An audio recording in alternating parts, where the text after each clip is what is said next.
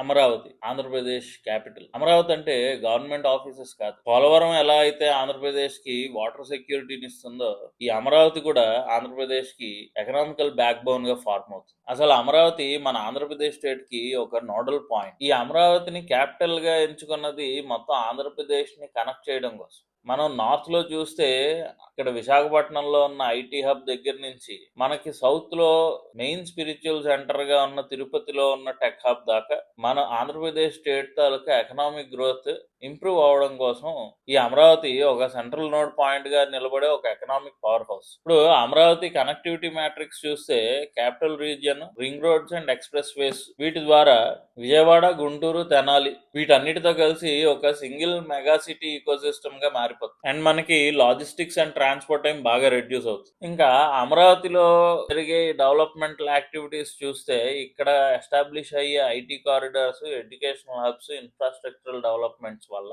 మన ఆంధ్రప్రదేశ్ లో ఉండే యూత్ కి జాబ్స్ వచ్చే ఆపర్చునిటీస్, చాలా అవకాశాలు దొరుకుతాయి. ఇంకా వేరే స్టేట్స్ కి మనం మైగ్రేట్ అవ్వాల్సిన అవసరం ఉండదు. అయితే అమరావతి రావడం వల్ల మన స్టేట్ కి ఏంటి అడ్వాంటేజ్ అంటే, బేసిక్ గా మన స్టేట్ కి కోస్టల్ లెంగ్త్ ఎక్కువ. అందేంటంటే పోర్ట్ లెడ్ గవర్నమెంట్. దీనికి సెంట్రల్ గవర్నెన్స్ యాడ్ అయితే ఆంధ్రప్రదేశ్ స్టేట్ జీడిపి ఎక్స్పోనెన్షియల్ గా గ్రో అవుతుంది. అండ్ ఇలాగా అమరావతి స్టేట్ లో ఉండే ప్రతి డిస్ట్రిక్ట్ ని బెనిఫిట్ చేస్తుంది. సో అమరావతిలో జరుగుతున్న డెవలప్మెంటల్ యాక్టివిటీస్ మీద మీ ఒపీనియన్ ఏంటో మన కామెంట్ బాక్స్ లో పింగ్ చేయండి. మన ఆంధ్రప్రదేశ్ స్టేట్ ఫ్యూచర్ కోసం ఈ వీడియోని మీ ఫ్రెండ్స్ అండ్ ఫ్యామిలీ మెంబర్స్ అందరికీ షేర్ చేయండి.